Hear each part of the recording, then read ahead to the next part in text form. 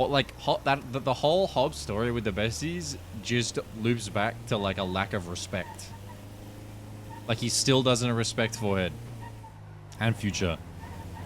And I don't know if I said this on stream or I said it in character, I forget, but it doesn't matter 95% of the time that he doesn't respect Future and Forehead. Like in the besties, you only have to lock in and take shit serious like 5% of the time. And I'm going to be honest, sometimes, I will admit, sometimes it's weird. Like, sometimes it's weird when, like, we're RPing.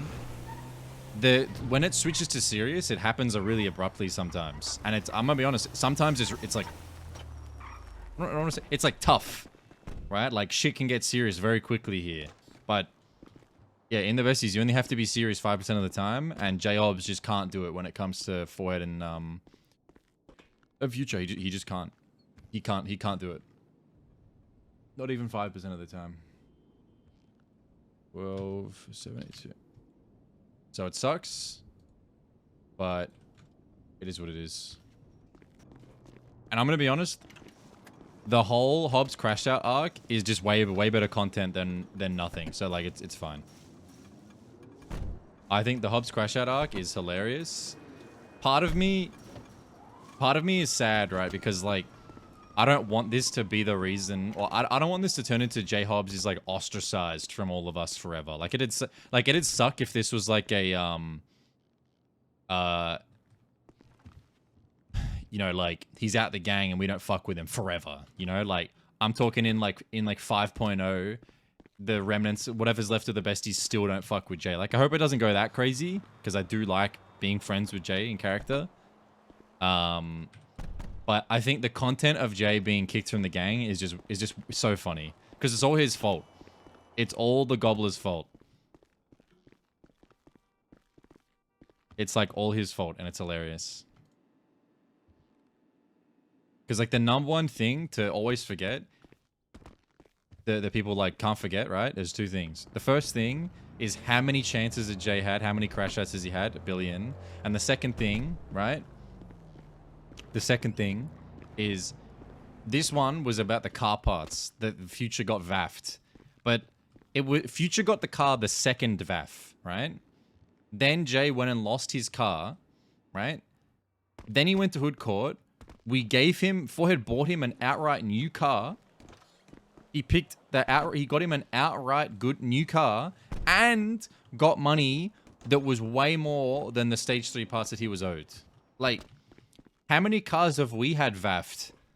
Like the entire gang. Like how many cars has the entire gang had vaff and no one has ever asked for a reimbursement? It's like, there's no precedent for it. Jay Hobs is the only one in the besties that has had any problem with his car being vaffed and also was given like so much in return for it because everybody loves Jay. Jay is literally the little brother of the gang. Like he gets everything he wants. Like, he gets everything he wants. Like, Jay Hobs gets everything.